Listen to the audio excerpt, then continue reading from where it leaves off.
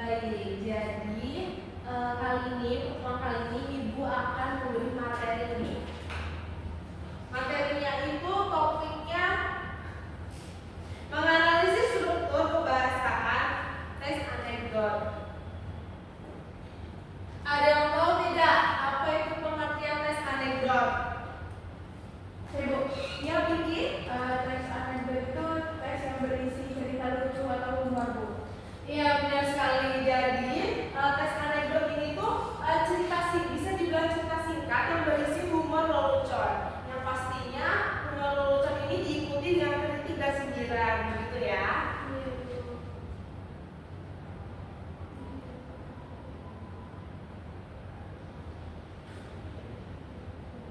Nah, ini di depan anak-anak bisa perhatikan PPT-nya. Jadi pengertian teks anekdot ini seperti yang sudah disampaikan oleh temannya, teks anekdot adalah teks yang memaparkan cerita singkat yang menarik, lucu dan mengesankan karena isinya berupa kritik atau sindiran terhadap kebijakan, layanan publik atau perilaku penguasaan begitu. Kemudian apa nih tujuan fungsi dari teks anekdot gitu. Jadi teks anekdot ini berfungsi sebagai sindiran atau kritikan dengan saja berbentuk humor atau lelucon.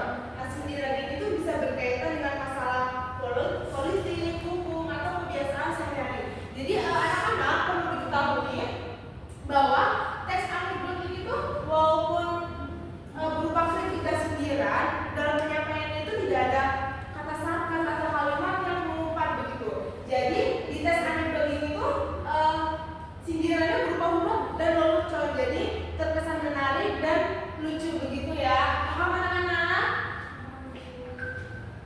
Ya.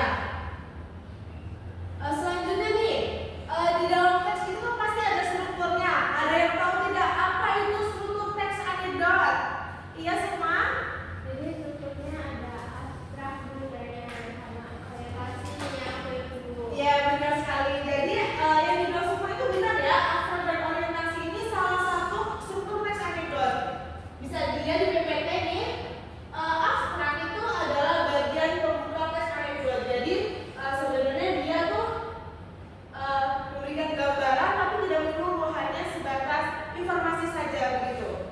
Kemudian yang kedua, orientasi. Orientasi ini adalah bagian awal teks yang menjelaskan latar belakang cerita, termasuk kejadian yang gimana, terus juga penyebabnya, terus sampai latar-latar dari tokohnya gitu. Kemudian pasti anak-anak bingung nih, bagaimana membedakan abstrak dengan orientasi? Benar? Ya, jadi kalau abstrak ini tuh hanya sekedar informasi kecil dari seluruhnya begitu. Kemudian kalau orientasi ini dia lebih spesifik, ada dari latar belakang ceritanya, latar belakang nanti terjadi konfliknya begitu. Untuk mengantar ke struktur selanjutnya. Nah ini dia struktur selanjutnya dari orientasi itu ada krisis dan reaksi. Krisis ini bagian inti dari teks anekdot, yaitu bisa dibilang isinya gitu ya. Jadi di krisis ini memuat masalah. Masalahnya bisa masalah yang unik, terus juga kekonyolan humor yang muncul di krisis ini begitu. Jadi terdapat kejanggalan dan mengundang tawa begitu. Kemudian lanjut lagi nih di reaksi. Reaksi ini seperti menjelaskan tanggapan dari krisisnya. Misalnya dari krisis ini ada kekonyolan dan kelucuan. Nah di reaksi ini ada tanggapannya yang lebih mengejutkan begitu.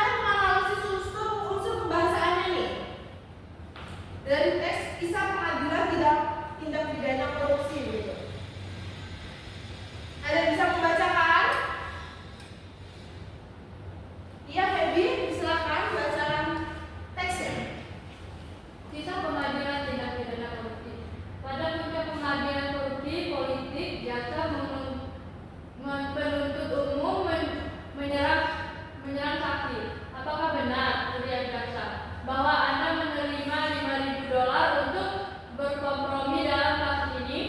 Saksi menatap keluar jendela seolah-olah tidak mendengar pertanyaan. Bukankah benar bahwa Anda menerima $5.000 untuk berkompromi dalam kasus ini? Ulang pengacara. Saksi masih tidak menanggapi. Akhirnya hakim berkata, "Pak, tolong jawab pertanyaan jaksa." "Oh maaf," saksi terkejut sambil berkata kepada hakim, "Saya pikir dia tadi berbicara dengan Anda."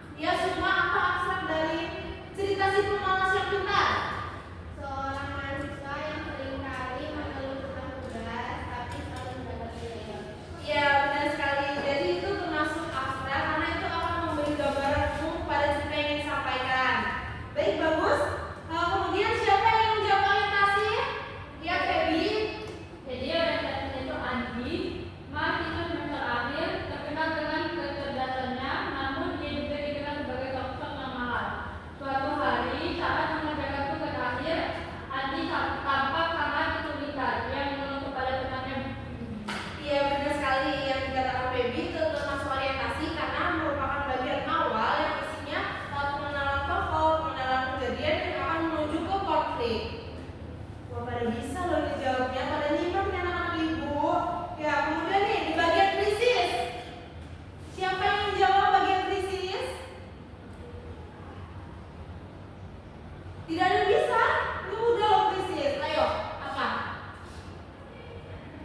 Nah tuh, krisis tuh bagian inti yang isinya kekonyolan. Ya, Amel, gimana? Krisis itu di bagian anti bu, daripada Budi tugas akhir ini susah banget, aku gak ngerti sama sekali. Nah terus Budi menjawab lagi, kok bisa sih kamu kan bisa, kenapa banget mengeluh? Terus kata ada lagi, ya itulah anak kita dari bagian tugasnya. Ya, benar sekali Amel. Jadi yang dikatakan Amel ini di bagian krisis karena bagian inti yang memunculkan keunikan, kekonyolan, kelucuan atau kejanggalan yang mengundang tawa gitu ya. Nih kemudian di reaksi nih, lanjutan dari krisis ya Pinky. Di bagian reaksi itu ada Budi tertawa mendengar keluhan Andi. Jadi kalimatnya begini Bu. Jadi menurut kamu orang kita itu harusnya nggak punya tugas dong? Kata Andi, iya nggak gitu juga sih, tapi kan bisa dikurangi sedikit tugasnya. Iya, benar yang dibilang Pinky. Jadi reaksi ini kalimat ini termasuk reaksi karena tanggapan dari krisis begitu ya. Tanggapannya bisa dilihat dari ini. Ya nggak gitu juga sih, tapi kan bisa dikurangin begitu, oke? Nah yang terakhir nih koda. Siapa yang menjawab? Pinky lagi apa ya koda? Jadi bagian kodanya itu teman-teman yang lain ikut tertawa mendengar percakapan mereka. Ternyata keluhan Andi tentang tugas malah menjadi bahan candaan Bu. Iya benar sekali. Jadi yang dibilang Pinky itu termasuk koda karena bagian penutup, bagian akhir cerita yang berisinya pasti percakapan akhir, komentar atau persetujuan begitu ya. Udah paham semua berarti nih ya dari analisis struktur? Paham? Paham Ya, Ibu. baik. Jadi udah bagus ya pekerjaannya, udah langsung paham. Baik, Ibu tidak memberikan tugas untuk di rumah karena kalian sudah bisa menganalisisnya. Mungkin untuk minggu depan Ibu memberikan materi yang lain ya. Baik,